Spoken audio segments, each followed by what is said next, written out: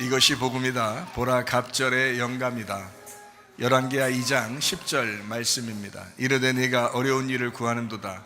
그러나 나를 네게서 데려가시는 것을 네가 보면 그 일이 네게 이루어지려니와 그렇지 아니하면 이루어지지 아니하리라 하고 있습니다. 복음을 설명하겠습니다. 이사야 53장 5절 말씀. 주님이 찔리신 것은 우리 허물 때문이요 주님이 상하신 것은 우리 죄악 때문이라. 주님이 징계를 받음으로 우리가 평화를 누리게 되었고 주님이 채찍에 맞음으로 우리가 나음을 얻게 되었습니다. 고린도서 6장 2절 말씀. 보라 지금이라 은혜 받는 것도 구원받는 것도 지금입니다. 예수님은 성령으로 잉태하였습니다. 6월절 어린 양 예수님이 우리를 위해서 구원하기 위해서 오셨는데 침례받을 때 우리의 모든 죄가 그 예수님에게 넘어가고, 그리고 광야에서 세 가지 시험을 이기셨습니다. 3년 반 동안 아버지 일을 충실히 하시다가 십자가 못 박혀 돌아가시면서 우리의 모든 죽음까지도, 죄 때문에 죽음이 왔는데 그 죽음까지도 다 끝내셨습니다. 예수님은 회복자요 치료자요 구원자가 되십니다. 성령으로 우리와 영원히 함께 하시겠다고 임마누엘 하시겠다 하셨습니다. 우리가 구원받는 것은 마음으로 믿고 입으로 시인하여 구원받는 것입니다. 땅에서 태어난 사람이 하늘로서 다시 태어나고 육체로 태어난 사람이 말씀으로 다시 태어난 것을 성경에서는 거듭납니다. 이렇게 말씀합니다. 사도행전 4장 12절 말씀. 다른 이름으로서는 우리에게 구원받을 만한 이름을 우리에게 주신 적이 없다라고 되어 있고요. 갈라디아서 2장 20절 말씀. 내 믿음 말고 예수의 믿음으로 살아야 변함이 없다라고 했습니다. 베드로전서 1장 9절 말씀. 믿음의 결론이 영혼의 구원받는 것이다라고 있고요. 누가복음 12장 20절 말씀. 어리석은 사람은 영혼의 구원에 대해서 생각하지 못한다라고 했습니다. 베드로전서 2장 25절 말씀입니다. 영혼의 목자와 감독자신 주님에게 우리가 돌아왔다. 베드로전서 4장 10절 말씀. 선한 청지기같이 너희가 서로 봉사해야 된다 했습니다. 잠언 3장 7절입니다. 스스로 지혜롭게 여기지 마라. 여호와를 경외하며 악을 떠나라 했습니다. 고린도전서 10장 12절 말씀. 한 걸음이라도 전진하는 양이 돼야 된다, 이런 말씀했죠. 베드로전서 1장 17절 말씀입니다. 나그네로 있을 때에 너희 두려움으로 지내야 된다. 베드로전서 4장 7절 말씀. 만물의 마지막이 가까웠으니까 너희가 정신 차려야 된다 했습니다. 베드로전서 5장 8절 말씀. 우는 사자같이 삼킬 자를 찾고 있다. 야고보 4장 7절 말씀. 마귀를 대적해라. 그리하면 너희를 피하게 될 것이다. 누가복음 21장 34절부터 36절까지 말씀입니다. 방탕함과 술취함과 생활의 염려로 그날이 덫과 같이 너희에게 임하게 될 것이다. 그럼 항상 깨어있어 기도해야 된다라고 말씀합니다. 성경은 머리, 목, 몸, 다리로 이루어졌습니다. 하나님의 비밀인 그리스도를 믿고 구원받은 사람들은 머리이신 예수님을 믿는 거죠. 침례나 세례를 통해서 그리스도의 비밀은 몸된 교회로 들어옵니다. 그러면 이제 두 다리로 이제 움직이게 되는데, 말씀과 기도죠. 예배와 선교입니다. 전부를 얘기하는 거예요. 계속 반복해서 얘기하는 것은 전부가, 선교의 전부가 엄청 중요한데 이 두 가지를 꼭 우리가 하면 교회가 살아나고 가정이 살아나기 때문에 그런 것입니다. 예배와 선교요, 말씀과 기도입니다. 전도와 제자 훈련이고요, 그리고 율법과 복음입니다. 이렇게 두 다리로 움직이는 것이 건강의 비결입니다. 요한복음 1장 1절 말씀이에요. 말씀이 하나님이다 이렇게 써요. 하나님의 나라는 말씀의 나라다 이렇게 했죠. 창세기 2장 5절 말씀. 농사짓게 하려고, 예배드리게 하려고 우리를 창조하셨다라고 했어요. 이것을 벗어나면은 안 됩니다. 왜냐하면 인간의 창조된 목적이 그것이기 때문에 그렇습니다. 예배 때문이에요. 창세기 2장 7절. 하나님이 영이시기 때문에 예배하는 자가 영과 진리로 예배해야 되니까, 영으로 만나야 되니까 생기를 불어넣어 주는 거예요. 그래서 생기를 주셔서 인간을 창조했다라는 거죠. 창세기 2장 8절 말씀에 에덴 동산을 두고서 거기서 이제 예배하도록 했다. 우리 마음의 양심, 우리의 가정, 우리의 교회입니다. 끊임없이 예배가 있어야 되겠죠. 마태복음 13장 19절부터 23절까지 말씀이요. 밭이 나옵니다. 농사죠. 그러니까 농사라고 하는 것은 예배예요. 그래서 농사는 예배인데 마음을 갈아엎는 것을 예배라고 그러거든요. 길가밭이 있고 돌짝밭이 있고 가시밭이 있다. 이거 갈아엎어서 좋은 밭 만들어 100배, 60배, 30배의 결실을 맺게 되는 것이다 라고 했습니다. 요한복음 4장 23절 24절의 말씀이죠. 예배하는 자, 영과 진리로 예배하는 자 아버지가 찾는다 했습니다. 영과 진리로 예배하는 것은 하나님이 영이시기 때문에 영과 진리로 예배해야 된다라는 말씀입니다. 끊임없이 반복해서 여러분에게 얘기하는 것은 굉장히 중요하기 때문에 그렇습니다. 목사만 아는 것이 설교가 아니고 여러분이 알아야 되는 거예요. 그 복음을 여러분이 알아야 돼서 계속 반복해서 얘기해 주는 거예요. 디모데전서 4장 5절 말씀입니다. 말씀과 기도로 거룩해진다. 말씀을 들으면 믿음이 생기고, 믿음이 생기면 구원을 받죠. 구원을 받으면 예배하게 되고, 예배하게 되면 하나님과 나를 정확하게 알게 돼서 서로 사랑하게 됩니다. 그러면 그게 천국이 되는 겁니다. 그게요. 요한복음 16장 9절 말씀입니다. 죄라고 하는 것은 하나님과 예수를 잘 모르는 게 죄다라고 되어 있고요. 요한복음 17장 3절 말씀에요. 하나님과 예수 그리스도를 아는 것이 영생이다라고 되어 있습니다. 자, 분명히 아시겠죠? 영생이 천국입니다. 그러니까 천국을 가겠다 말만 그러지 말고 하나님과 예수를 잘 아시길 바랍니다. 그러면 여러분 천국은 바로 오게 돼 있어요. 여러분 마음 가운데. 그러니까 하나님과 예수를 잘 알려고 해야죠. 그죠? 그게 영생이니까. 그게 안다라고 하는 것이 기노스코, 히브리 말로는 야다라고 합니다. 동침한다는 말이고요. 이게 몸과 마음으로 아는 것을 의미합니다.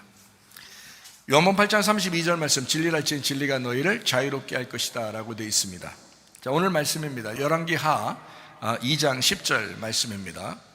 네가 어려운 일을 구한도다. 그러나 나를 내게서 데려가시는 것을 네가 보면 그 일이 내게 이루어지려니와 그렇지 아니하면 이루어지지 아니하리라 라고 했습니다. 말씀의 현장에서 무슨 일이라도 일어난다라는 거죠. 왜냐하면 말씀이 하나님이시니까 그런 거죠. 엘리야와 엘리사는 같은 겁니다. 십자가와 부활을 의미한다라고 했습니다.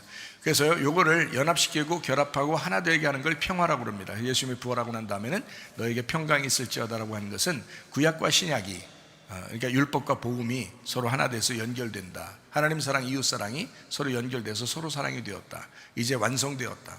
하나님의 말씀이 샬롬이 되었다. 이게 완성되었다. 다 이루어졌다.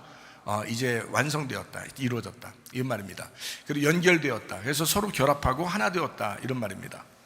그러니까 주님과 우리가 하나 되는 것, 이것을 평안이라고 이렇게 말씀하는 것입니다. 그래서 이거를 혼자 주일하는 게 아니라 함께 모여서 주일하는 것은 성경적으로 보면은 이게 두 가지가 이제 나누어진 게 아니라 서로 합해서 주일한다 이렇게 말씀하는 겁니다. 그래서 엘리야와 엘리사가 같이 나오는 거고요, 다윗과 솔로몬이 같이 나오는 것입니다. 그래서 이어진 거죠. 아버지와 아들이 같이 나오는 겁니다. 그러니까 다윗과 솔로몬은 아버지와 아들이잖아요. 그런데 엘리야와 엘리사는 어떤 관계일까요? 스승과 제자 관계잖아요. 근데 이제 이게 다윗과 솔로몬처럼 아버지와 아들의 관계예요. 그래서 엘리사의 아버지는 엘리야가 되는 것입니다. 그러니까 이제 뭐 이렇게 뭐 낳았다 안 낳았다 이런 게 아니라, 그런 말이 아니라 영적으로 아버지와 아들의 관계에서 아들에서 완성이 되는 겁니다. 아들 때에서요. 그러니까 이제 이걸 갑절의 영감을 구한다 이렇게 하는 것은 그 현장에 있을 때 그 일이 이루어진다라는 거죠. 왜냐하면 엘리야와 엘리사가 같은 거니까. 그래서 그 자리에서 이루어져야 연결되잖아요. 이어지잖아. 그래서 같이 있어야 된다, 이런 얘기입니다. 갑절의 축복이라고 하는 것은 장자권을 의미합니다. 예수님을 받는 것을 의미하죠. 그러니까 여러분이 갑절이다, 뭐 두 배다, 뭐 이런 얘기가 성경 단어에서 나온다면 성경 읽다가 여러분이 자주 읽죠, 성경을. 요즘에 성경 자주 읽다가 두 배 혹은 갑절 뭐 이런 말이 나오면 무조건 예수님입니다. 그게 장자권이에요. 장자권, 그 무조건 예수님을 얘기하는 거니까 그렇게 이해하면 되겠습니다. 그래서 이제 갑절의 영감을 받았어요. 그러면 이제 막 능력을 행한다, 뭐 어떤 사람 막 그렇게 해서 자기의 능력을 자랑하고 자기의 힘을 자랑하고 자기의 명예를 자랑하고 자기의 권력을 자랑한 사람들이 꽤 있다는 겁니다. 그러나 성경은 어떻게 알아겠어요? 예레미야 9장 23절 24절의 말씀을 보니까 너 힘 자랑하지 마라. 자랑하는 자는 주님을 이해하는 것으로 자랑해야 된다, 뭐 이렇게 말씀하고 있습니다. 고린도전서 1장 31절 말씀에는 주님 안에서만 네가 자랑해야 된다, 이런 이야기가 되어 있죠. 그래서 자기가 어떤 힘이나 권력이나 명예나 지식이나 이런 것들을 자랑하지 말고 예수님을 자랑하려고 해라.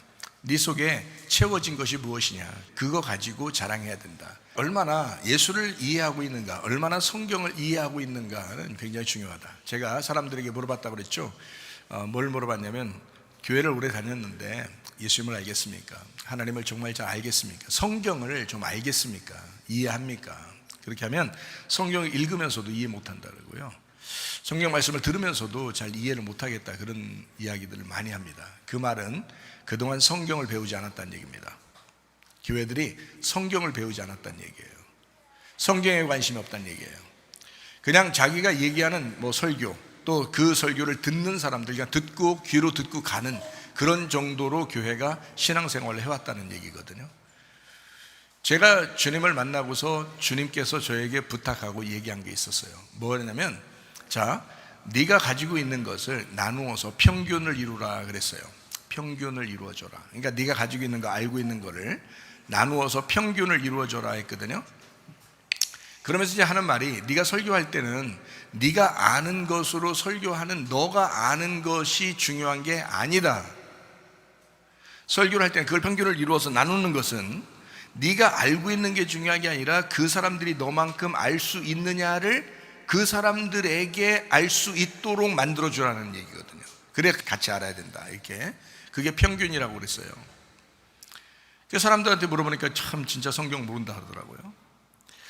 그래서 제가 성경을 이제 어떻게 하면 사람들이 내가 알고 있는 거를 알 수 있을까, 어떻게 하면 내가 아는 만큼 알 수 있을까를 아무리 생각을 하고 아무리 기도하고 아무리 하나님 앞에 지혜를 구해도 뭐 한 가지 딱 방법을 가르쳐 주시는데요, 그 바람에는 반복이었습니다. 반복 교육. 이스라엘 백성들이 성경을 암송합니다. 왜 그럴까요? 반복해서 외우기 때문에 그렇습니다. 반복해서. 그러니까 여러분에게 저는 끊임없이 복음을 반복합니다. 왜 반복하냐면, 그러니까 우리 교회에서 몇 번만 설교 듣고 우리 온라인으로 녹음되어 있는 거를 몇 번만 설교 들으면요, 이게 반복되기 때문에 복음은 정확하게 알 수 있습니다. 성경을 점점 더 알아가는 것도 더 필요하겠지만 복음에 대해서는 정확하게 복음이 이런 거구나 라는 것은 적어도 알 수 있어요. 그만큼 반복하는 겁니다. 계속 반복해 주죠, 말씀을. 왜냐하면 내가 알고 있는 것이 설교가 아니고, 내가 알고 있어서 내가 나를 자랑하는 게 아니고 내 지식을 자랑하는 게, 그게 중요한 게 아니라는 말이에요. 여러분이 알고 있느냐, 그거를 네가 평균을 이루어서 저 사람들이 똑같이 알고 있느냐, 이게 중요한 거거든요. 그러려면 반복해 줘야 되거든요. 그 사람들이 기억할 때까지 얘기해 줘야 되는 거거든요. 그게 설교라고요. 저는 주님 만나서 그걸 깨달았어요. 주님이 그렇게 해달라고 그랬어요. 그래서 저는 여러분에게 계속 반복해서 얘기합니다.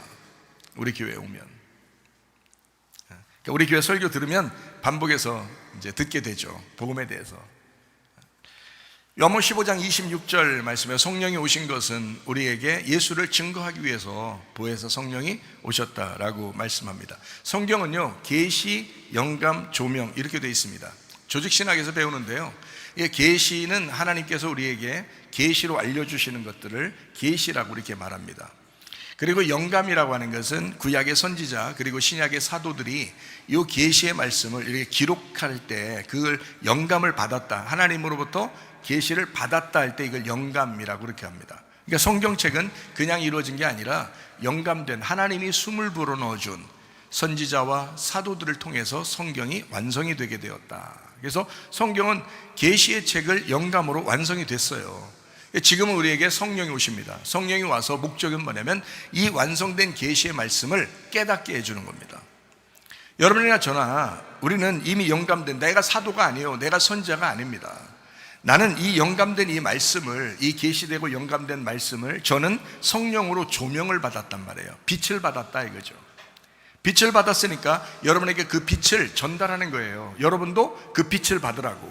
그러면 성령께서 여러분 속에 오시면 이 여러분에게 성령의 빛이, 조명이 비춰준다고요. 그래서 계시와 영감이 있는 책을 조명으로 성령께서 비춰주신다. 그럼 그거를 깨닫게 된다. 그 깨달음으로, 깨닫는 것으로, 이해하는 것으로 하나님 앞에 영광을 돌려라, 이렇게 된 거예요. 다른 거로 자랑하지 말고, 다른 거로 영광 돌리지 말고, 너 하나님을 이해하는 것으로 하나님께 영광을 돌려라 라고 했어요. 그래서 저는 끊임없이 여러분에게 하나님 말씀을 이해시키려고 합니다. 끊임없이 하나님 말씀을 전달하려고 해요. 제 자랑하는 거 아니고요, 여러분. 여러분이 아는 것만큼이 그게 설교라고요. 그게 중요한 거라고. 저한테는 제가 아는 거는 여러분보다 많이 알아요. 이미 여러분보다 많이 알고 있어요. 말 안 해도 여러분이 우리 목사님은 많이 알 거야, 그렇게 안 하셔도 그냥 많이 알아요. 우리 목사님 뭐 모를 거야, 아무리 여러분이 주장해도 저는 많이 알아요. 많이 안다고요. 그러니까 문제는 뭐냐면 여러분이 듣고 여러분이 아느냐, 그게 중요한 거예요. 그게 설교니까. 그게 설교하는 목적이에요. 하나님을 이해시키려고 하는 그런 목적입니다. 성령이 오신 목적은 말씀을 깨닫게 하려고 그런 것이다. 자, 열왕기 하에 있는 이 말씀이요, 조금 더 우리가 자세하게 설명하고 마치려고 하는데요, 열왕기 2장에 보면 사람의 인생, 그러니까 신앙생활 여정에서 이제 4개의 그 장소가 나와요. 하나는 길갈이고요, 또 하나는 이제 베델이고요. 또 하나는 여리고고요. 또 하나는 요단입니다. 그래서 우리가 과정이 있죠. 이렇게 길갈에서 베델로, 베델에서 여리고로, 여리고에서 요단으로 이렇게 가면 성령의 충만을 받게 되는 거거든요. 그래서 이 과정을 이렇게 지나가는 걸 신앙의 생활이라, 신앙 여정 생활이라 이렇게 말할 수 있거든요. 그래서 열왕기하 2장에는 그걸 얘기해 주고 있습니다. 길갈이라는 장소는 뭐 하냐면요, 길갈은 이게 이제 굴러갔다, 지나갔다 뭐 이런 얘기인데요, 그게 의미가 그런 건데 그게 할례를 의미합니다. 그러면 이제 육체를 끊어내는 거죠. 육체를 끊어내는 거, 이게 할례를 말하는 거예요. 육체를 끊어내서 그 다음에 이제 가는 곳이, 육체를 끊어내고 여러분이 온 곳이 어디예요? 베델입니다. 하나님의 집, 교회에 왔어요. 교회 오면 그냥 그 교회 와가지고 가만히 교회 생활하면서 신앙생활 하면 다 끝난 줄 알죠? 아니잖아요. 베델에 와서 신앙생활 하고 있고 예배도 드리고 기도하고 말씀을 나누고 그러는데, 찬양하고 막 이러는데요, 우리 교회 찬양이 굉장히 열정적입니다. 우리 교회 찬양 아주 참 자랑할 만합니다. 뭐 주님 아는 것으로 참 자랑해야 되는데 어쨌든 찬양 열심히 해요. 참 잘해요. 이 찬양을 이제 하고 예배하고 이러면서 이 베델의 생활을 하는데 이것으로 마치나요? 아니면 어떤 영적 전쟁이 오나요, 안 오나요? 영적 전쟁이 옵니다. 이 여리고예요. 여리고에 가면 영적 전쟁이 와요. 그리고 세상에서 유혹을 합니다. 그 육체가 자꾸 우리에게 침범해 와요. 그러면 이제 영적인 전쟁이니까 육체와 영의 늘 이제 다툼이 일어나죠. 우리 속에 내가 자꾸 살아나려고 그러죠. 내가 자꾸 교만해서 살아나려고 그러는데 하나님은 자꾸 우리를 갖다가 이제 꺾어 놓으려고 그러고요. 그래서 이게 영적인 전쟁, 나와 주님과의 전쟁이 일어나는 그 여리고 생활을 하게 되거든요. 그런 영적 전쟁에서 어디로 가면 승리하게 돼요? 요단강에 가면 승리하게 되는 겁니다. 그래서 여기서 이제 영적 전쟁의 승리는 어떤 것을 승리라고 그래요? 죽음이 승리예요. 그러니까 내가 죽으면 승리하는 거예요. 내가 죽으면 누가 승리해요? 주님이 승리하죠. 그래서 내가 그리스도와 함께 십자가에 못 박혔나니, 내가 침례를 받았나니, 내가 죽었나니, 그 말이에요.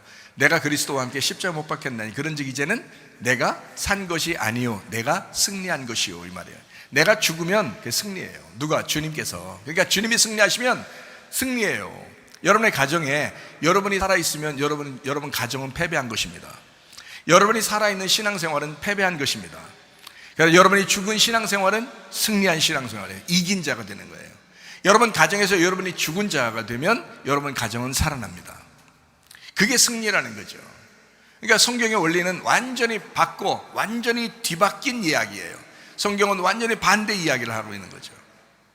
그래서 내가 십자가 못 박혔다, 죽었다, 침례를 받았다, 승리했다. 그래서 요단강에 가서 요단에 있어서 거기서 갑절의 영감을 받게 되는 것이다. 이렇게 되는 것입니다. 그러니까 영적 전쟁, 여리고라는 영적 전쟁이 왔잖아요. 거기서 내가 죽으면 그러면 영감, 성령의 영감, 갑절의 영감이 우리에게 오는 것이다. 요단강에 가서 죽는 거죠. 그래서 그게 이제 마지막이죠. 내가 죽으면 끝나잖아요. 내가 죽으면 끝내잖아요. 자, 예수님도 십자가 못 박혀 돌아가시면서 어떻게 해요? 다 이루었다 그러죠. 그 누가 죽는 거예요? 내가 죽는 거예요. 내가 죽음으로써 다 끝났다. 내가 안 죽으면요, 예수님은 죽으셨는데 내가 안 죽었어. 아직 안 끝난 거야. 예수님은 끝냈는데 네가 안 끝난 거야. 그렇죠? 예수님이 끝내셨을 때, 예수님이 다 이루었다 그러면 예수님이 끝났다, 나는 죽었다, 너를 위해서 죽은 거다, 그러면 나도 끝나야 돼. 그죠? 내가 끝나야 그게 끝난 거야, 십자가야. 그죠? 그래서 거기서 끝나면 부활은 하나님이 시켜요. 알아서 시키셔요. 내가 죽는 데까지만 가면 성령의 비둘기는 그냥 내려와서 성령 충만하게 만들어주신다고, 그냥 일어나게 만들어주신다고. 그건 주님께서 하시는 거예요. 그러니까 우리는 죽는 데까지 나간다. 그게 요단강에서의 승리입니다. 그러니까 요단에서 성령의 갑절을 주는 것이다 라는 그런 얘기죠. 그게 침례를 의미합니다.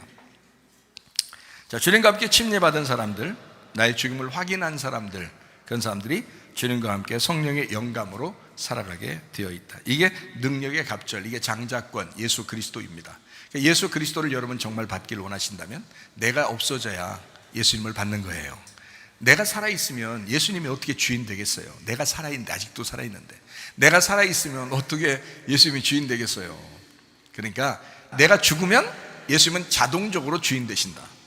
내가 죽으면 예수님은 자동적으로 왕이 되신다. 이해가 되시죠? 그러니까 말씀으로 막 꺾이세요. 말씀으로 그냥 꺾여 힘이 탁 빠져버리면 하나님이 우리의 힘이 되신다는 거죠. 그게 성령의 영감의 갑절입니다. 갑절의 영감이다. 엘리야와 엘리사 서로 연결되어 있죠. 그래서 엘리야가 떠나는 장소가 되면 그때 이제 엘리사가 이제 등장해서 이어서 일을 하게 된다. 이제 이런 말이죠. 다윗과 솔로몬도 마찬가지였습니다. 이어받아서 솔로몬이 다윗의 것을 이어받아서 일을 하게 되죠. 두 배의 결과를 맺습니다. 마찬가지로 엘리사도 엘리야의 그 영감을 받아서 두 배로 결실을 맺게 됩니다. 아버지와 아들의 관계죠. 그래서 아버지와 아들은 이렇게 아버지 때보다 아들이 두 배로 결실을 맺어야 되는데 그게 제대로 된 신앙이에요. 저는 우리 자녀들에게 그거를 기대합니다. 아버지보다 아무래도 신앙생활에 앞서지는 못할 것 같은데 그런데 저는 우리 아들하고 딸을 굉장히 존경하거든요. 여러분이 에이 설마 그렇게 목사님이 뭐 혼내기도 하고 뭐 그러면서 무슨 존경한다고 말이 안 될 것 같은데 라고 생각하지만 저는 우리 아들하고 딸을 굉장히 존경합니다. 저보다 나은 점이 참 많아요. 저보다 나은 점이 주님께서 이제 더 만들어 가시겠죠. 이제 아샤 하시고 야짜를 하시면서 계속 만들어 가시겠죠. 근데 참 감사하고 고맙고 그렇죠. 저보다 나은 점이 너무 많아요. 어쨌든 신앙생활이 저는 이제 뭐 어떻게 보면 주님께서 이제 말씀을 알려주셔서 이제 말씀을 알게 되었는데 요거를 그대로 이제 받으면 되는 거거든요. 자녀들 때에서는 그냥 여러분도 마찬가지예요. 그냥 말씀을 그대로 이제 받으시면 그러면 되거든요. 연결되거든요. 이게 분명히 저보다는 아들 딸이 훨씬 훌륭하다. 성도들도 마찬가지다. 저보다는 훌륭하다. 그러니까 여러분이 말씀을 좀 알아가시기를 바랍니다. 이건 진짜 중요한 거예요. 저만 말씀 안다 이렇게 생각하고 여러분 가면 안 되고요. 여러분이 말씀을 점점 더 많이 알아가셔야 된다고요. 예. 이게 저는 간절한데 여러분 자녀 때에서 정말 빛의 열매를 맺어야 되고요. 빛의 자녀들처럼 행동해야 되거든요. 그게 축복의 가정이에요. 점점 안 된다 그러면 이게 점점 신앙생활이 몰락해 가고 있는 가정이 되는 거예요. 자녀 때에서 여러분이 가지고 있는 신앙, 여러분이 가지고 있는 믿음보다 자녀 때에서 그런 믿음이 소실되고 있다라고 여러분 보여진다면요, 여러분 가정은 점점 몰락하는 것입니다. 성경의 가정에서는 점점 더 발전하는 믿음, 자녀 때에서 점점 부흥하는 믿음을 가지고 있었어요. 그래서 아브라함보다는 이삭이, 이삭보다는 야곱이, 야곱보다는 이스라엘 백성들이, 그 하나님의 백성들이 그 믿음을 전수받아서 거기서 꽃을 피고 열매를 맺는 거거든요. 이스라엘 때에서. 그게 하나님의 놀라운 역사예요. 여러분이 가지고 있는 믿음보다 여러분 자녀의 믿음이 더 발전하시기를 바랍니다. 그렇게 되려면 여러분 자신들이 믿음이 확고해야 되는 거예요. 변함없이 흔들림 없는 믿음을 가지고 있어야 돼요. 그래야 밑으로 탁 전수하거든요. 그러니까 율법적인 전달이 그 속에서, 그 율법 안에서 복음을 발견하는, 그게 진짜란 말이에요. 그러니까 여러분은 아마 자유롭게 해줬을 겁니다. 자녀들한테 그냥 니네 마음대로, 니네가 원하는 대로, 니네 편한 대로 그냥 살아라 하면서 그렇게 해줬을 거예요. 그게 자유가 아니고 방종입니다. 반드시 위에 아버지 때에서 밑으로 자녀 때에 믿음이 전수되려면 반드시 율법이 내려가야 됩니다. 율법적인 말씀이 전달돼야 되는 거예요. 그리고 그 율법 안에서 복음이 발견돼야 되는 거죠. 그게 진짜 복음인 것입니다. 그러니까 우리 교회에 와서 여러분, 젊은 사람들이 마치 좀 이렇게 확고하게 믿음을 갖기 위해서 말씀에 막 이렇게 매달리고 하는 것은, 그것은 나쁜 게 아니라 좋은 것입니다. 그 안에서 복음을 발견하면 아주 행복한 것입니다. 그게 정상적인 거죠. 에베소서 5장 8절부터 10절까지 말씀, 빛의 자녀들로 행하라. 그래서 빛의 열매는 착함과 의로움과 진실함에 있다라고 했습니다. 하나님 기쁘시게 할 것이 무엇인가 시험해보라 했는데, 이게 시험해보라는 것은 도키마조, 테스트, 입증하라, 확증해봐라, 그런 말입니다. 베드로전서 2장 9절 말씀, 택하신 족속이요 왕같은 제사장이요 거룩한 나라, 그의 소유된 백성인 예수의 덕을 선포하게 하려고 그렇게 했다. 베드로후서 1장 4절부터 7절까지 말씀, 신의 성품에 대해서 나옵니다. 믿음의 덕을, 덕의 지식을, 지식의 절제, 절제, 인내를, 인내, 경건, 경건의 형제 우애, 형제 우애의 사랑을 입어야 된다. 이게 신의 성품입니다. 성령과 귀신이 있다고 그랬죠. 성령은 푸뉴마 하기오스라고 그랬고 귀신은 푸뉴마 아가달토스, 똑같은 영이란 말입니다. 그래서 깨끗한 영, 깨끗한 말, 깨끗한 생각, 이것은 성령이라고 그러고요. 더러운 말, 더러운 생각, 더러운 영, 이것은 귀신이라 그렇게 말하는 거예요. 요한복음 4장 24절의 말씀, 하나님은 영이시다 그렇게 말했습니다. 요한복음 1장 1절 말씀, 영이신 말씀, 하나님이 말씀이다 이렇게 되어 있습니다. 그러니까 영, 하나님, 말씀은 같은 것이다. 진리의 말씀이 하나님이십니다. 그게요 영이고요. 그래서 진리의 말씀이 성령입니다.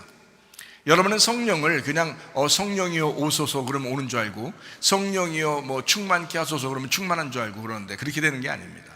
진리의 성령이기 때문에 진리가 들어와야 되는 거예요. 깨끗한 영, 깨끗한 말씀이 들어와야, 그래야 성령이 들어오는 것입니다. 성령은 진리의 성령이에요. 그냥 아무렇게나 여러분 오라고 해서 오고 가라고 해서 가고 그러는 게 아닙니다. 진리의 성령이 있는 곳에, 진리의 말씀이 있는 곳에 성령님이 오십니다. 그곳에요. 그러니까 성령을 받으려면 진리의 말씀을 자꾸 들으셔야 합니다. 귀신이라고 하는 것은 더러운 영, 더러운 말, 더러운 생각입니다. 이게 귀신이에요. 마태복음 8장 31절 말씀이요, 돼지에게 귀신이 들어가게 해달라 이렇게 부탁을 하는 장면이 나옵니다. 불결하다는 얘기죠. 더럽다, 불결하다, 거짓이다 이런 말이에요. 그래서 거짓의 영, 거짓의 말, 거짓의 생각, 이것은 귀신이라 그렇게 말합니다. 그러니까 내 안에 무엇이 들어있느냐, 무슨 생각이 들어있느냐, 무슨 말이 들어있느냐, 굉장히 중요한 거죠. 무엇이 채워져 있느냐에 따라서 무엇이 나오게 되어 있는 거거든요. 마태복음 12장 34절 35절 말씀입니다. 자, 독사의 자식아, 너는 악하니 어떻게 선한 말 할 수 있냐? 마음에 가득한 것을 입으로 말한다. 선한 사람은 그 쌓은 선에서 선한 것을 내고, 악한 사람은 그 쌓은 악에서 악한 것을 낸다. 이렇게 되어 있습니다. 그러니까 자, 우리 속에 깨끗한 영을 가지고 있느냐, 또 아니면 불결한 영을 가지고 있느냐, 우리에게 깨끗한 생각이 있느냐, 아니면 불결한 생각이 있느냐, 아니면 진리가 있느냐, 아니면 거짓이 있느냐, 굉장히 중요한데요. 여러분, 이 거짓의 말씀을 자꾸 들으면, 거짓 말을 자꾸 들으면 거짓의 사람이 됩니다. 진리의 말을 자꾸 들으면 진리의 사람이 됩니다. 이거 틀림없는 사실이에요. 그러니까 여러분이 항상 무슨 생각을 하는 거예요? 교회에서 전달되는 하나님의 말씀이 저게 진리의 말씀이냐 거짓의 말씀이냐를 구분해야 되는데 구분할 능력이 없다 이 말이에요. 자기가 성경을 모르니까 그걸 구분할 능력이 없다 이 말이에요. 이거 문제죠. 그 문제입니다. 교회에서 말씀을 들을 때, 또는 여러분 설교 말씀을 들을 때 반드시 비판의 의식을 가지고, 판단 능력을 가지고, 영적인 분별력을 가지고 들으셔야 합니다. 여러분, 그게 살 길이에요. 생명과 법과 사망과 저주 네 앞에 펼쳐놓겠으니까 네가 살기 위해서 생명을 선택하라 그러잖아요. 우리가 무엇을 듣고 있느냐, 굉장히 중요한 겁니다. 진리의 말씀을 들으셔야 합니다. 여러분, 거짓말 들으면 끝나는 거예요. 마태복음 7장 6절 말씀이요, 거룩한 걸 개에게 주지 말고 진주를 돼지 앞에 던지지 마라. 다 말씀을 얘기합니다. 말씀을 개한테 주지 말고 말씀을 돼지한테 주지 마라 그랬어요. 다르기 때문에 그래요. 우리가 가지고 있는 예수 그리스도를, 그게 진리인데 어떻게 개한테 주고 돼지한테 주느냐 이 말이에요. 말이 안 되죠.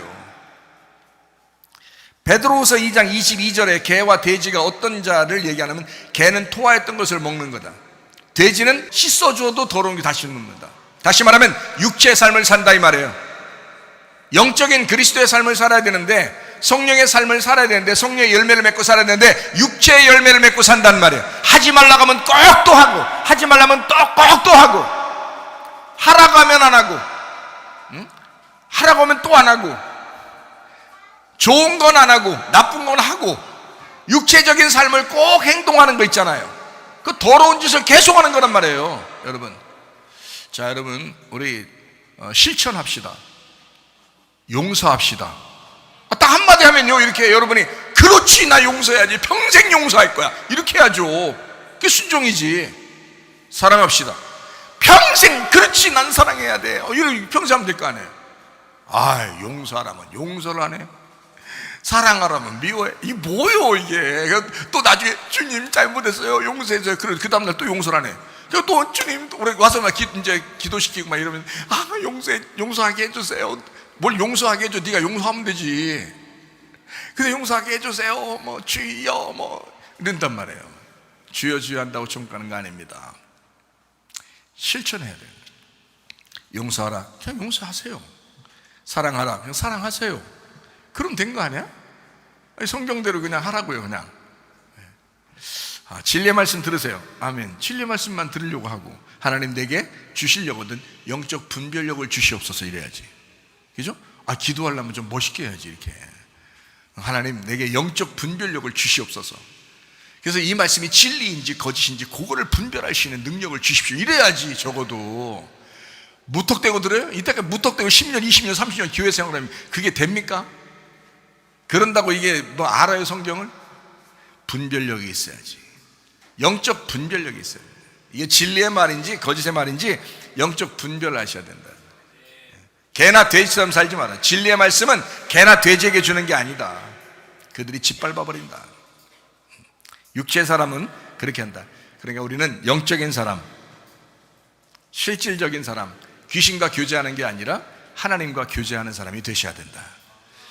고린도전서 10장 20절부터 22절까지 말씀입니다. 무릇 이방인이 제사하는 것은 귀신에게 하는 것이요 하나님께 제사하는 것이 아니니 나는 너희가 귀신과 교제하는 자가 되기를 원하지 않는다. 너희가 쥐의 잔과 귀신의 잔을 겸하여 마시지 못하고 쥐의 식탁과 귀신의 식탁에 겸하여 참여하지 못한다. 그러면 우리가 주를 노여워하시게 하겠느냐? 우리가 주보다 강한 자냐? 딱 들어보면 모르겠어요? 제사 지내면 안 된다. 딱 들어보면 모르겠어요? 육체대로 네가 살면 안 된다. 딱 들어보면 모르겠어요? 귀신의 말을 들으면 안 된다. 이런 말. 귀신과 교제하면 안 된다. 하나님의 성령과 교제해야 된다. 성령의 사람으로 살다 주님 만나시기를 바랍니다. 야고보서 1장부터 5장까지의 말씀을 핵심적으로 여러분에게 요약합니다. 1장에 보면 마귀의 시험을 이겨라 생명의 면류관 주겠다라고 했습니다. 1장에 무슨 일이 있어도 성질내지 마라 하나님의 의를 이루지 못한다 그랬습니다. 1장에 심겨진 말씀을 온유함으로 받아서 마음에 새겨라 그랬습니다. 2장에는 실천하는 믿음을 가져야 된다라고 했고요. 3장에는 사망의 저주된 말 하지 말고 생명의 복된 말을 해야 된다라고 했습니다. 4장에는 세상과 친구하지 마라 했습니다. 친구하려면 말씀과 친구하시고 친구하려면 예수님과 친구하세요. 5장에 보면 돈을 사랑하지 말라라고 되어 있습니다. 5장에 보면 어떠한 상황에도 인내해야 된다. 5장에 보면 믿음의 기도로 영혼을 구원해야 된다라고 말씀하고 있습니다. 이렇게 야고보서 1장부터 5장까지의 말씀은 우리가 이 세상에 살아가는 동안 신앙생활에서 굉장히 중요한 점들을 이야기하고 있습니다. 신앙생활은 이렇게 해야 돼 이런 이야기들이거든요. 그래서 우리 학생들은 늘 이걸 외우면서 생활을 하고 있습니다. 아주 중요한 내용이거든요. 그럼 여기서 예를 들어서 여기서 승질 내지 마라 하나님의 의를 이루지 못한다 라고 했어요. 내가 실천해야지 하고 승질 안 내면 되는 거잖아요. 그죠? 그 승질 좀 냈다가 하더라도요, 그래 불을 끄자, 물 확 부어서 불을 끄자, 하나님 말씀이 딱 오면은 그냥 불을 꺼버리자 이러면 되잖아요. 근데 이걸 끝까지 가려고 그러네. 끝까지 승질내고 끝까지 가려고 그러네. 이거 안 됩니다. 그게 예수 사람 아니잖아요. 그러면 예수의 사람은 야고보서 1장부터 5장까지만 제대로 이 말씀만 그 말씀대로만 살려고 해도요, 승질 이거 내려고 하다가도 안 내고 냈다 하면 막 바로 회개하고 또 안 하고 그러면 되죠. 그러면은 가정이 화평하겠다. 그죠? 교회가 화평하겠다. 자기의 마음도 그냥 불이 막 나지 않고 불을 확 끄고 막 그러겠다. 그죠? 얼마나 좋냐고요. 사람이 다 이혼하고 뭐 헤어지고 다 미워하고 이거 다 뭐 때문에 그래요? 뭐 때문에 그렇게 한다고요? 승질내서 그런 거예요. 승질내서 다 헤어지는 거예요. 여러분 다 물어보세요. 뭐 때문에 헤어졌나? 승질내서 헤어지는 거예요. 승질나니까 헤어지는 거예요. 승질나니까. 승질 돋구니까 헤어지는 거고요. 에이 그만둬. 응? 그만둬. 나 관둬 이제 끝내. 이게 다 왜 그래요? 승질나서 그러는 거예요. 근데 아무리 관두려고 하는 상대방이 관두자 막 끝내자 막 이렇게 해도 여기서 승질이 안 난다면요. 승질이 안 난다면 안 끝나요. 한쪽에서 승질이 안 나면 안 끝난다고. 계속 연결되게 돼 있어요. 승질만 안 나면 되는 거예요.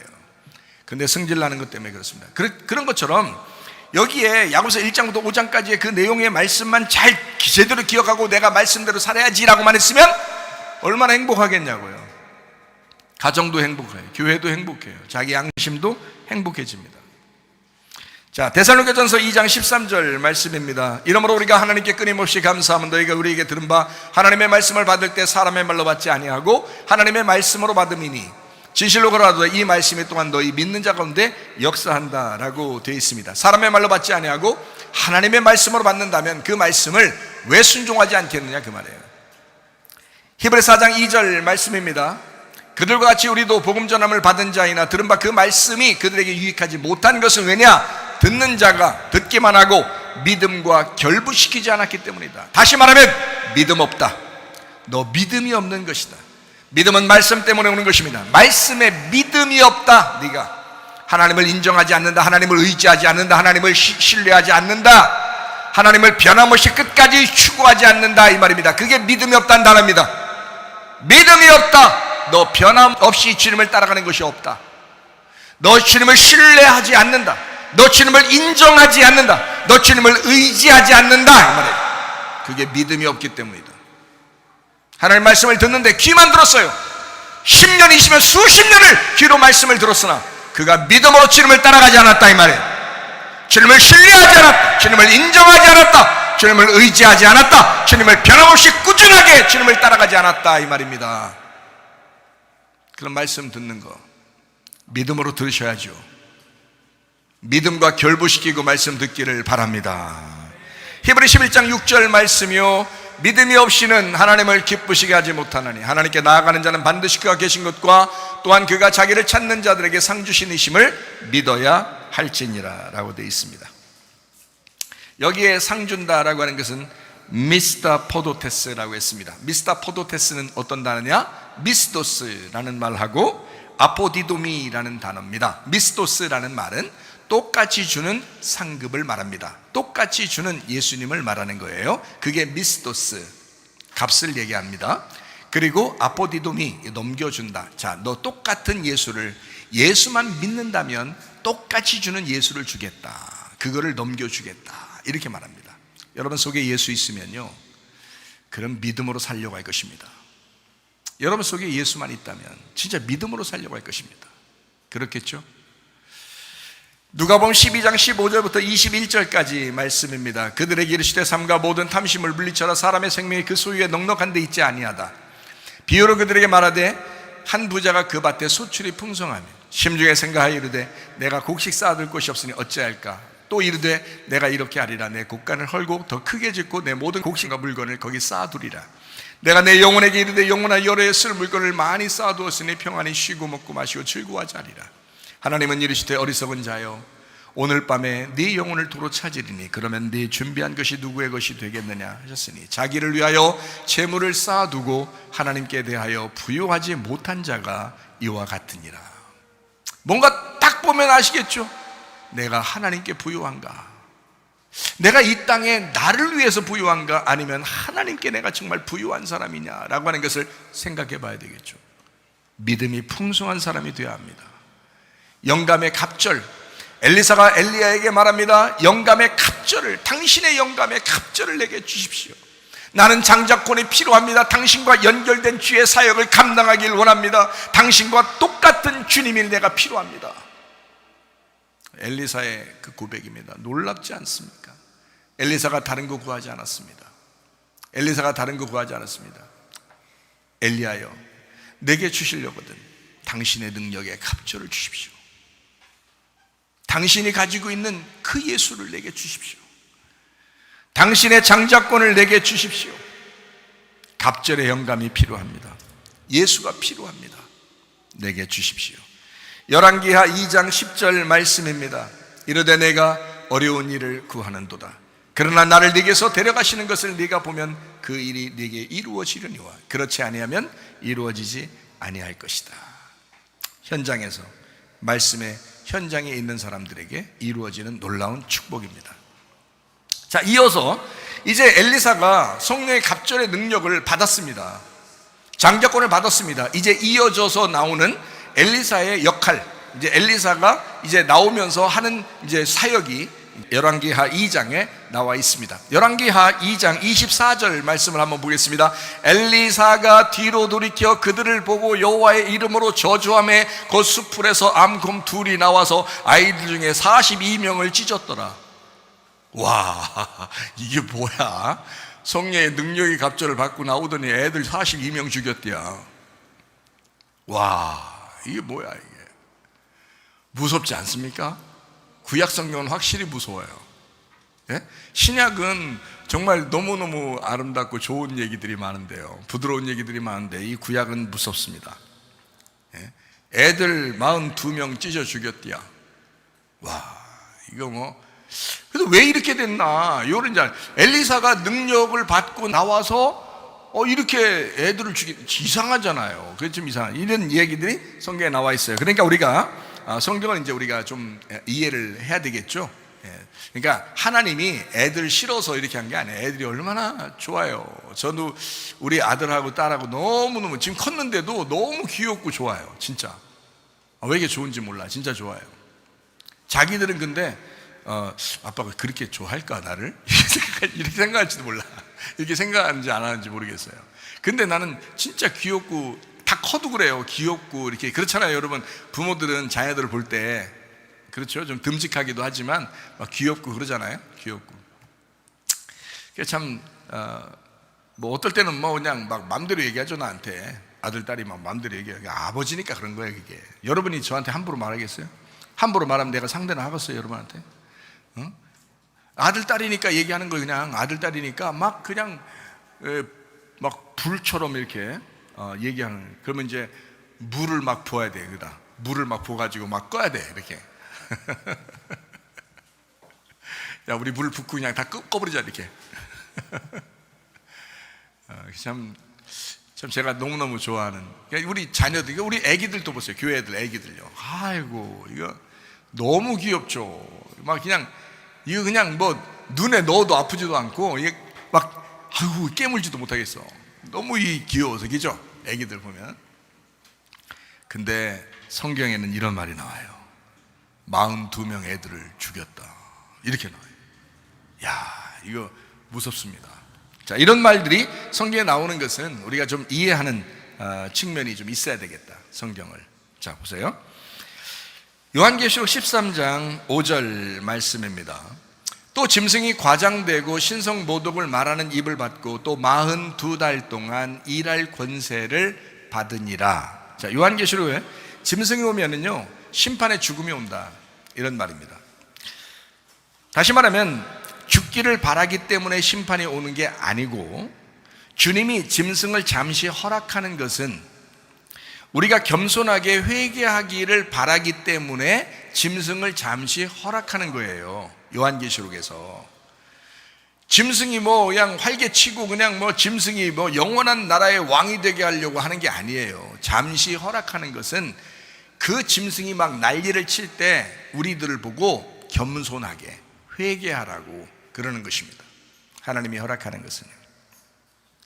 열왕기상 17장 1절 말씀해 보겠습니다. 길앗에 우거하는 자 중에 디셉 사람 엘리야가 아합에게 말하되 내가 섬기는 이스라엘의 하나님 여호와께서 살아계심을 두고 맹세하노니 내 말이 없으면 수년 동안 비도 이슬도 있지 아니하리라 하니라. 자, 이스라엘 백성들을 하나님이 사랑해요 안 해요? 사랑하죠. 이스라엘 백성들을 아주 사랑합니다. 사랑한다고 해서 무조건 비 내려주고 그러는 게 아니라 디셉 사람 엘리야, 다시 말하면 말씀의 엘리야를 받아들이지 않으면 그러면 비를 안 내려주겠다는 겁니다. 그러니까 하나님이 미워해서 이런 식으로 하겠어요? 얘기하겠어요? 아니면 반대로 비를 그렇게 너희들이 좋아하고 비가 내려야 너희들 사는 거잖아. 그런 것처럼 엘리야의 그 말씀을 니네가 정말 사모하고 있느냐, 그 말씀을 청종하고 있느냐, 지금 그걸 얘기하는 거죠. 그죠? 너희들 비는 그렇게 바라고 있지만 하나님 말씀을 너희들이 정말 사랑하고 있느냐, 하나님의 축복은 너희들이 그렇게 바라고 있지만 하나님의 축복이 말씀임을 깨닫고 있느냐, 하나님의 말씀을 받기 위하여 그렇게 그 말씀을 사모하고 있느냐, 그걸 보고 있는 거죠. 그러니까 엘리야라고 하는 이 사람의 말씀을 너희가 청종하지 않으면, 그러면 비가 수년 동안 내려오지 않게, 그러면요 다 죽는 겁니다. 비가 수년 동안 안 내려온다면 그 나라는 전체가, 이게 지붕이 이렇게 이스라엘 땅이 이렇게 생겨가지고요, 비가 내리면 다 흘러내리게 돼 있어요. 그래서 비가 내려야 농사가 되는 거예요. 이게 이 땅이 참 희한하죠. 그래서 비가 안 오면 그냥 끝나는 거야, 그냥. 그래서 비가 내리는 걸 너무너무 축복으로 여겨요. 이 사람들은 비만 내리면 그냥 막 다 비 맞고 돌아다녀요. 그냥 학교도 쉬어요. 직장도 안 가요. 직장 갔다가도 다 나와요. 비 오면 막 비 맞고 돌아다녀요. 왜냐면 너무 좋으니까, 비를 축복이라고 생각하니까. 이게 토라의 말씀이라고 생각해요. 토라의 말씀, 이게 빗줄기 같은, 소나기 같은 그 토라의 말씀이라고 생각해서 이 말씀 받고 돌아다니는 거예요. 이 비 맞고 돌아다니는 거지. 이렇게 생각하거든요. 굉장히 중요한데 그 비를 안 내려주겠다는 거예요. 생각해봐요. 비가 안 오면 생명이 위협받습니다. 그러니까 하나님은 말씀을, 엘리야의 말씀을 너 생명처럼 여기고 있었느냐 이거예요. 여러분 이렇게 주일날 와가지고 하나님 말씀 한번 듣고 가는 걸 여러분은 그냥 귓등으로 한번 듣고 다 까먹어버리고 그냥 그러면 끝나는 줄 아는데, 여러분이 그 말씀을 정말 소중하게 여러분에게 축복의 빗줄기처럼 생각하고 그 말씀을 받고 있느냐. 엘리야의 말씀을 들을 때에 그 말씀이 빗줄기와 같이 생명을 자기에게 주는 것 같은 그 말씀으로 받고 있느냐. 만약에 말씀을 그렇게 받지 않는다면 너에게 생명의 위협을 하겠다는 거예요. 하나님은 생명의 위협을 가해서라도, 비를 내리지 않게 해서라도 하나님의 말씀의 귀중함을 깨닫게 해주겠다는 겁니다. 이게 구약의 율법이에요. 구약의 율법. 그래서 이스라엘 백성은요, 비가 너무 중요하니까 1년에 한 차례씩 비를 위한 간구의 절기를 가집니다. 그게 초막절, 장막절입니다. 1년에 있어서 마지막 그 절기에서 비를 엄청나게 구해요. 하나님 비를 내려주셔야 우리가 삽니다. 그게 초막절, 장막절. 부활의 주님을 제대로 찾고 두드리면 저주받은 땅에도 생명이 살아날 것입니다. 그러나 부활의 주님을 제대로 찾지 않으면 생명의 땅에도 저주가 임할 것입니다. 열왕기상 17장의 이 내용에서 비가 내리지 않으면 용광로의 심판이 옵니다. 그래서 사막과 같이 막 용광로처럼 질질 끓어버리는, 막 그냥 지글지글 끓는 그런 사막과 같은 그런 심판이 오게 됩니다. 그게 불의 심판이에요. 그게요. 비만 안 오면 그냥 막 수년 동안 비가 안 온다고 생각해보세요. 이건 뭐 그냥 땅이 다 끓어버리죠. 막 그냥 지글지글 끓는 그런 저주, 그런 심판. 그런 용광로의 광야에서도 구원받은 사람이 있었으니 열왕기상 17장에 사르밧 과부입니다. 여러분이 잘 아는 사르밧 과부. 하나님이 다른 사람 다 사르밧 과부만 구원했겠어요. 그때 살아남은 사람들이 많아요. 그런데 이제 일부러 사르밧 과부에게 엘리야를 보냅니다. 그래서 이 사르밧 과부를 살려주는 거거든요. 하나님이 뭘 좋아하시니까요, 과부를 구원하는 것을 좋아하시거든요. 여러분 오늘도 과부들이 우리 예배에 참석하신 분들이 계신데요, 1예배당에 많이 계시고요. 이런 분들은 정말 화이팅. 이런 분들은 화이팅. 구원받기에 아주 합당하신 분들입니다. 하나님께서도 아무리 지글지글 끓는 그런 수년 동안 비가 안 내리고 그냥 용광로 같은 그런 사막에서도요, 그런 광야에서도 하나님은 사렙다 과부 하나를 구원하신 하나님이에요. 참나, 엘리야를 거기로 보내죠. 그래서 엘리야와 함께 있으니 그 사람들은 먹고 살게 만들어줘요. 이야, 놀랍죠. 먹고 살게 만들어준다. 주님은요, 남편 없는 과부 좋아하십니다. 주님은 아버지 없는 고아 참 좋아하십니다. 집 없는 나그네를 좋아하십니다. 자, 과부와 고아와 나그네, 이 사람들은요 구원 1순위입니다. 구원받을 1순위. 그렇다고 뭐 남편을 자꾸 밀어내고 그러지 마세요. 그러면 안 돼요, 성경에서. 과부, 고아, 나그네는 뭐 하나씩 부족한 사람이잖아요.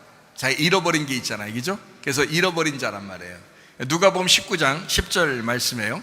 인자가 온 것은 잃어버린 자를 찾아 구원하려 함이라. 그렇기 때문에 과부, 고아, 나그네는 뭔가 하나씩 부족한 사람이다. 이 부족한 사람에게 예수님은 구원자가 되셔요. 그래서 주님이 우리의 남편이 되시고, 주님이 우리의 아버지가 되시고요, 주님이 우리의 집이 되신다는 거죠. 그래서 교회 만들어 주시는 겁니다. 하나님이 집 없는 사람들에게 하나님의 집을 만들어 주는 거예요. 그래서 함께 모여라. 그래 네가 살아가는 것이다. 그래서 교회에서 여러분 서로 연합하고 하나 되고요, 서로 사랑하는 것은 축복입니다. 이게 그 정말 이 축복만큼 어디 있어요? 자기 혼자 있으면 정말 외로운데요, 힘든데요, 여러 사람이 함께 모여서 이걸 함께 이루어나가는 것은 굉장히 축복이거든요. 사업을 한다고 생각해보세요. 혼자 돈을 다 끌어모아가지고 사업 하나 한다고 생각해보세요. 힘들어. 자, 8천만 원에서 예를 들어 1억이 들어간다 생각해요, 사업에. 그런데 예를 들어서 한 사람씩 1,000만 원씩만 가져와 봐요. 그럼 8명이면 1,000만 원씩 가져오면 이게 8천만 원이 이루어지고, 10명이면 1억이 이루어져요. 그럼 그게 사업이 이루어져요. 금방 할 수 있어요. 서로 다 자기들이 다 할 수 있는 그런 사업이 되잖아요. 마찬가지로 협력해가지고 공동체가 되면요, 힘이 늘어납니다. 자기 혼자로서는 힘이 약해도 서로 여러 사람이 함께 힘을 모으면 힘이 생기거든요. 교회라고 하는 것이 여러분에게 힘이 돼야 되는 거죠. 다시 말하면 교회가 서로 옆에 사람들이 서로 협력한다고 하는 것은요, 굉장히 축복이란 말이에요. 혼자 있을 때 너무 외롭고 힘들고 슬프고 괴롭지만 여러 사람, 옆에 사람과 함께 있으면 힘이 된다는 말이죠. 그 힘이 되는 사람들, 우리 교회, 또 여러분 우리 가정들이 또 마찬가지죠. 혼자 있을 때는 아무것도 못하고 힘들었었는데 가정이 생기고 자녀들이 생기고 부모가 있고 남편과 아내가 있을 때, 그 가정이 있을 때 뭔가 힘이 되죠. 뭔가 믿을만하고 서로 힘이 되고 서로 의지가 되고 있잖아요. 그거예요. 얼마나 좋은 거예요. 서로 협력하는, 예수님이 그런 분이 되셨습니다. 우리의 남편이 되시고 우리의 아버지가 되시고 우리의 집이 되신다, 그런 말입니다. 열왕기상 18장의 내용에 보면요, 엘리야가 막 전쟁을 합니다. 어떤 전쟁을 하냐면요, 엘리야가 갈멜산 전투 아시죠? 갈멜산 전투.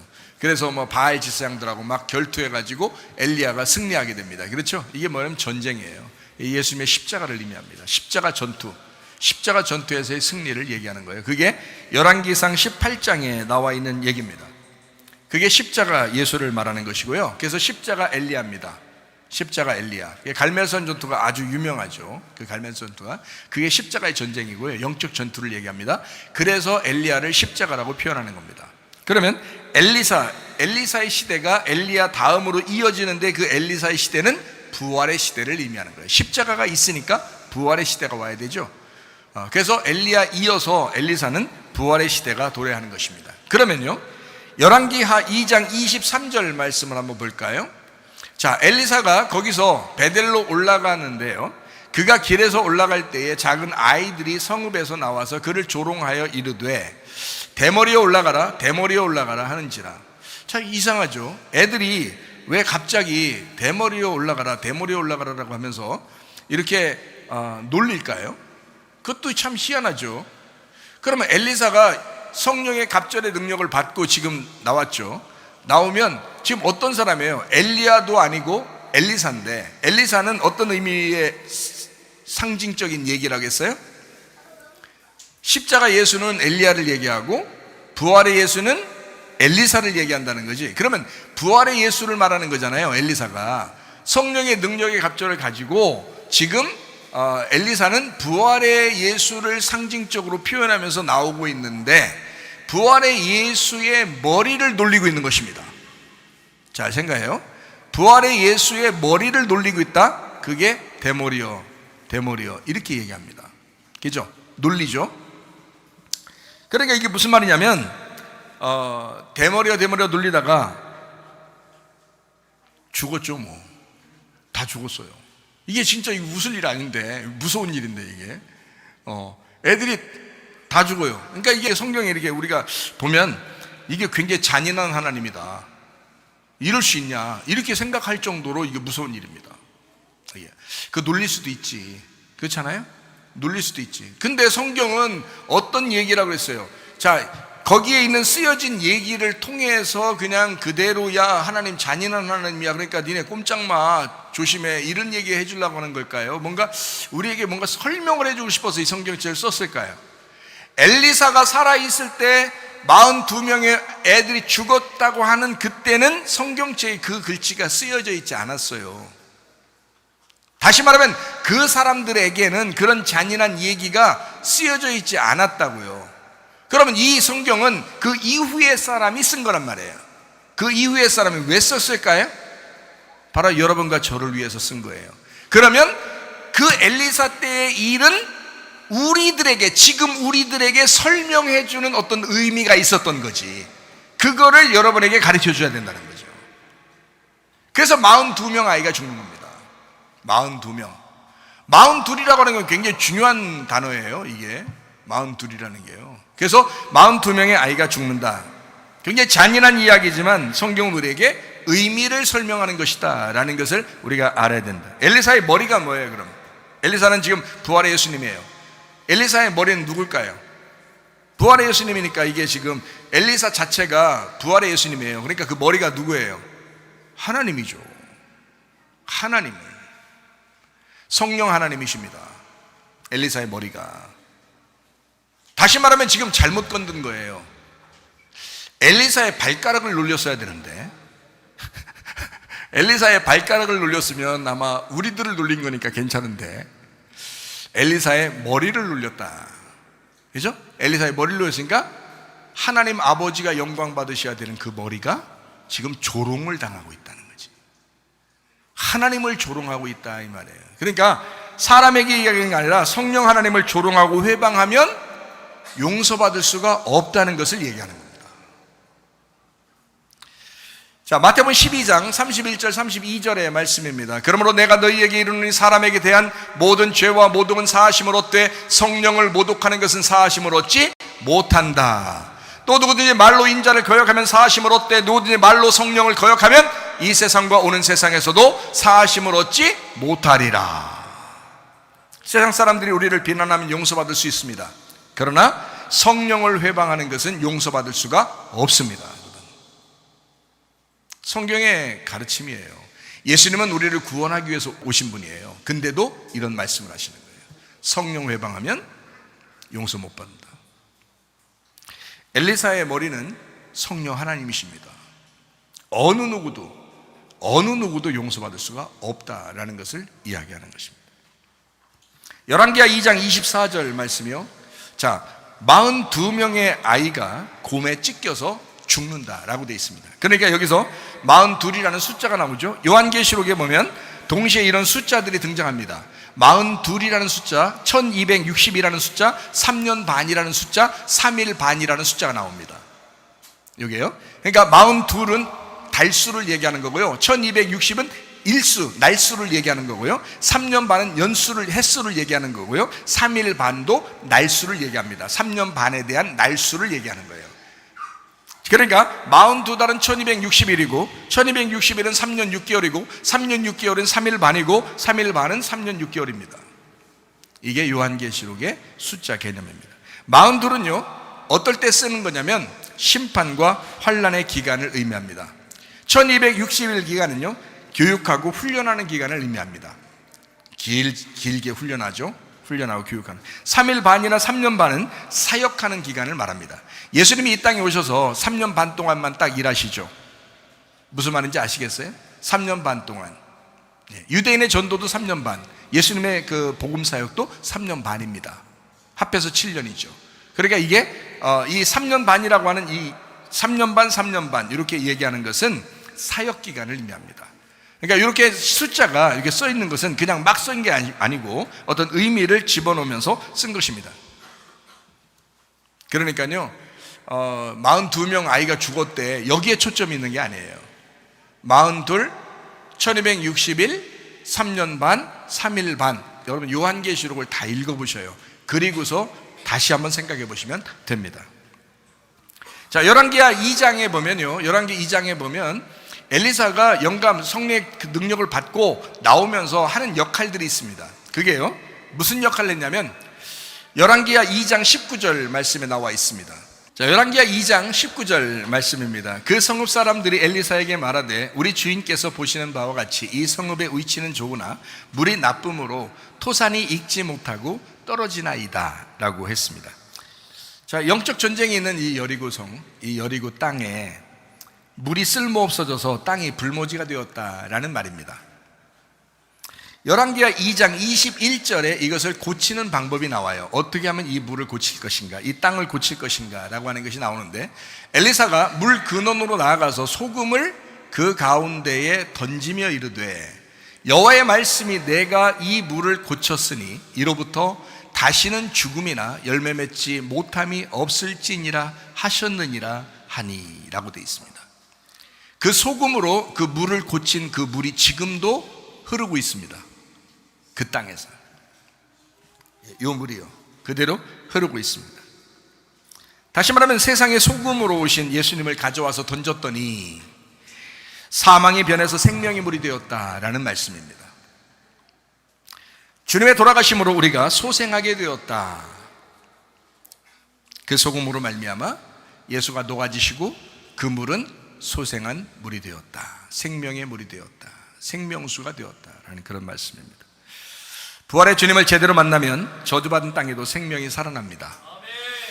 그러나 부활의 주님을 제대로 만나지 못하면 생명의 땅에도 저주가 임하는 것입니다.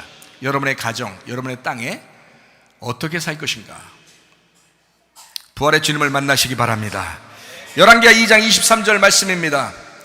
엘리사가 거기서 베델로 올라갑니다. 이게 하나님의 집입니다. 베델, 하나님의 집, 하나님의 집이라는 베델로 올라가더니 그가 길에서 올라갈 때에 작은 아이들이 성읍에서 나와 그를 조롱하여 이르되 대머리여 올라가라, 대머리여 올라가라 하는지라.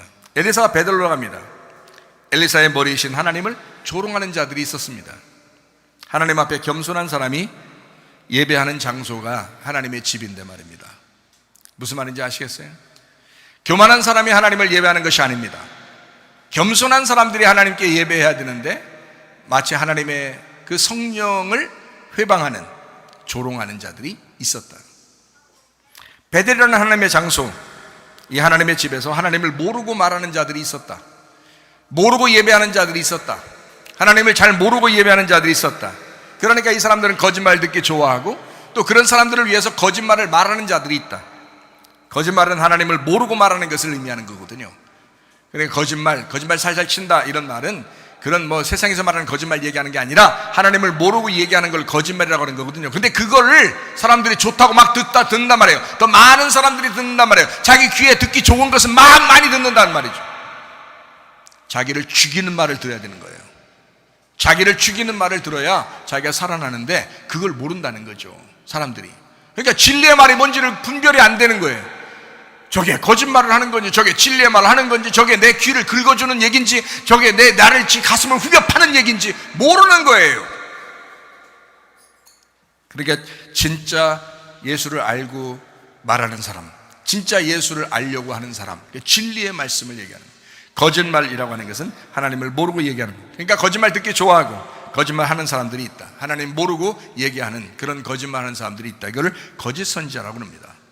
거짓말하는 자들. 반대로 진리는 하나님을 알고 말하는 것을 의미합니다.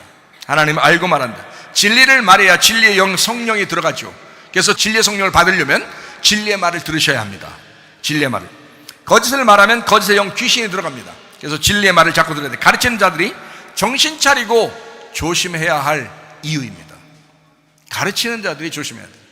자기가 먼저 진리의 말인지 거짓말인지 이걸 알고 얘기를 해야죠. 하나님을 지금 알고 얘기하는 건지 하나님도 모르면서 지금 얘기하는 건지, 성경도 지금 성경을 알고 얘기하는 건지 성경도 모르고 지금 얘기하는 건지를 자기가 먼저 깨달아야 되는데요.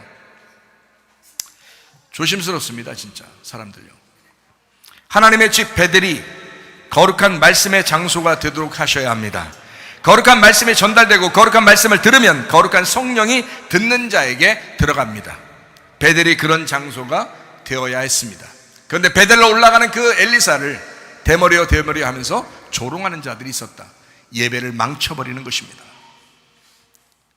그러니까 하나님이 찢어버리게 하는 거예요. 심판하는 것입니다. 엘리사는 장자권을 이어받은 사람입니다. 말씀의 사람이 분명히 존재한다 그 말입니다. 하나님의 일을 하는 사람을 우습게 여기지 마십시오. 하나님의 일은 분명히 하나님의 사람을 통해서 하나님이 일하시는데 하나님의 말씀을 받은 자들이 있다. 그 하나님의 말씀을 받은 자가 분명히 존재한다. 엘리야와 엘리사가 그런 사람이었다.